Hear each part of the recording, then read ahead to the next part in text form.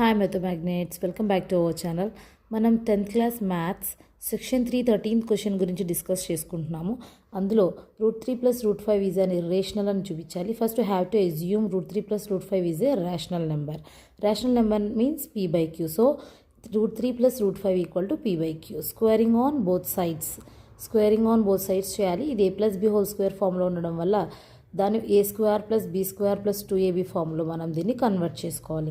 Then √3² + √5² + 2 √3 √5 = p²/q². ఇక్కడ square root cancel అయిపోతుంది, 3 మిగులుతుంది. Again square root cancel 5. Then 3 5s are 15. So √15 2 √15 అవుతుంది = p²/q². 8 + 2 √15 = p²/q². ఇక్కడ 8ని ట్రాన్స్ఫార్మ్ చేసినట్లయితే +8 కాస్త -8 అవుతుంది.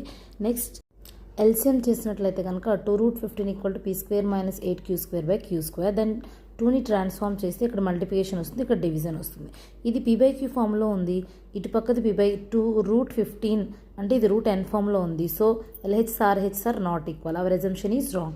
√3 + √5 ఈజ్ అన్ ఇర్రేషనల్ నెంబర్. ఇవి రెండు ఆన్సర్స్ చేసి కామెంట్లో సెండ్ చేయండి. థ్యాంక్